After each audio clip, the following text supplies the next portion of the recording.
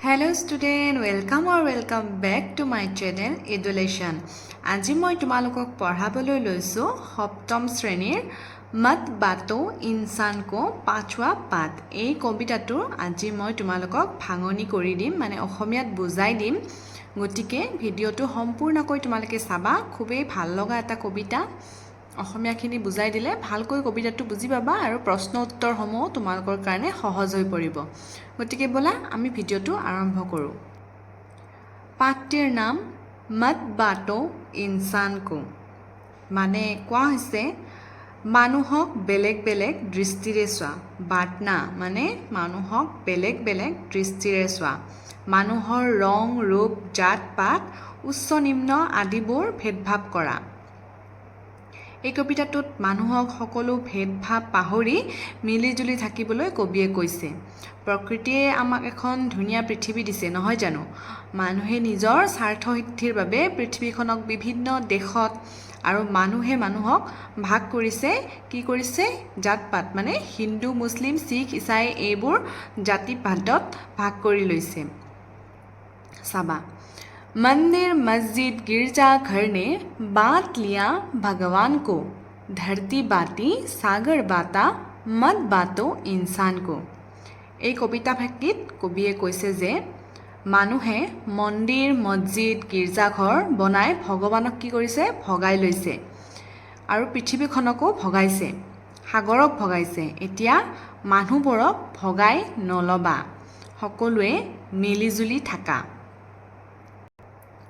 तार पिছত अभी राह तो शुरू हुई है, मंजिल बैठी दूर है, उजियाली महलों में बंदी हर दीपक मजबूर है। ইয়াত কি কৈছে? সকলো মানুহকে একে বুলি ভাবাটো এতিয়া মাথো আৰম্ভণিহে। শুৰু হুইহে মানে আৰম্ভণিহে হৈছে সকলো মানুহকে একে বুলি ভাবাটো। এই মিলনখিনি বিয়পি যাবলৈ আৰু বহু দূৰ বাকী আছে, মানে এতিয়াও বহু সময় আছে। মঞ্জিল বেঠি দূৰ হে মানে বহুত দূৰ আছে, সময় আছে। তাৰপিছত কি কৈছে? উজিয়ালি মেহলমে বন্দী হৰ দীপক মজবুৰ হে। ইয়াত মানে এইটোৱে বুজাব বিচাৰিছে যে বিদ্যুতৰ পোহৰ কেৱল ধনী ঘৰৰ মানুহৰহে আছে, দুখীয়া ঘৰত এতিয়াও কিন্তু চাকি বন্তি জ্বলে, এইখিনি কৈছে। তাৰপিছত আছে মিলা ন সুৰজ কা সন্দেশা হৰ ঘাটি मैदान को, धरती बाती सागर बाता मत बातो इंसान को। এই কবিতা ভাগিত কবিয়ে কৈছে যে যিদৰে সূৰ্যই কোনো ভেদভাৱ নকৰাকৈ সকলোকে সমানে পোহৰ দিয়ে, নহয় জানো? আমাকতো সূৰ্যই এনেকুৱা নহয় যে এইখন দেশত বেছিকৈ দিছে এইখন জেগাত কমকৈ দিছে, এনেকুৱা নহয়। সমানে সূৰ্যক আমি সমানে পাওঁ ন সকলোৱে। গতিকে পোহৰ দিছে, শক্তি দিছে, তাৰ পৰা আমি শিকি ল'ব লাগিছিল। সূৰ্যৰ পৰা এই জ্ঞানখিনি আমি শিকি ল'ব লাগিছিল, কিন্তু আমি এই সূৰ্যৰ বাতৰিটো বুজি নাপালোঁ, হয় না নহয়? সূৰ্যই কি ক'ব বিচাৰিছে আমি বুজি নাপালোঁ আৰু কি কৰিছোঁ? পৃথিৱীখনক গোটেই ভগাই লৈছোঁ। তাৰপিছত চাবা, अब भी हरी भरी धरती है, ऊपर नील बिटान है, पर ना प्यार हो तो जग सुना जलता रेगिस्तान है। ইয়াত বিটান মানে হৈছে আকাশ, আকাশৰ কথা কৈছে। কবিয়ে ইয়াত কি কৈছে? সেই মানৱ জাতি তোমালোকৰ লগত সকলোবোৰ আছে, নহয় জানো? মানৱ জাতিৰ লগত কি নাই? সকলোৱে আছে।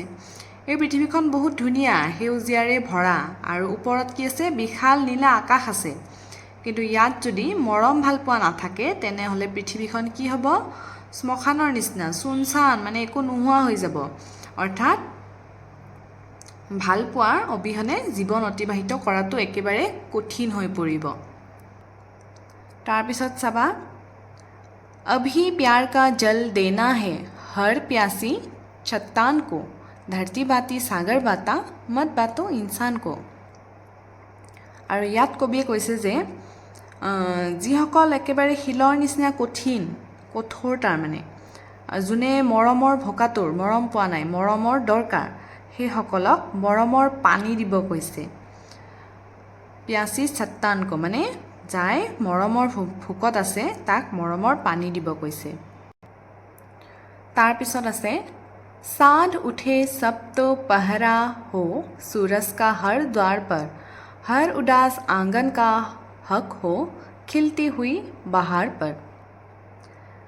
এই কবিতা ভাগিত কৈছে যদি মানুহবোৰে একে ভাৱত একেলগে মিলিজুলি থাকে, মানে সকলোৰে মনবোৰ যদি একে হয় তেতিয়াহ'লে কোনো চকীদাৰ বা মানে পেহেৰাদাৰ মানে চকীদাৰ মানে একো কাকো মানে কোনো সৰু ডাঙৰ এনেকুৱা হৈ থাকিব নালাগে, কোনো পহৰা দিব নালাগে যে বেলেগে মোক ক্ষতি কৰিব। সকলোৱে যদি মিলিজুলি ভালদৰে চলে কোনো চকীদাৰৰ প্ৰয়োজন নাই, হয়নে নহয়? সকলো ঘৰৰ চোতাল আনন্দেৰে ভৰি পৰিব। হৰ কৈছে কি হৰ উদাস আংগন কা হক হো খিলতি হুই বাহাৰ পৰ। তেতিয়া কি হ'ব? সকলোৱে মিলিজুলি থাকিলে সকলোৰে চোতাল সকলোৰে ঘৰ আনন্দেৰে ভৰি পৰিব, কাৰো ঘৰ দুখত পৰিব লগা নহয়, কোনোৱে দুখত পৰিব লগা নহয়। শেষৰ দফাটো চাবা, रौंद ना पाएगा फिर कोई मौसम की मुस्कान को धरती बाती सागर बाता मत बातो इंसान को। আৰু শেষত কবি কি কৈছে? সকলোকে মিলিজুলি থাকিব কৈছে।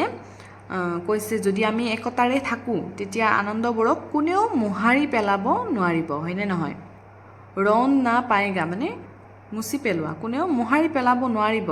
যদি আমি সকলোৱে নিজে নিজে ঠিক থাকোঁ কোনেওতো একো কৰিব নোৱাৰে।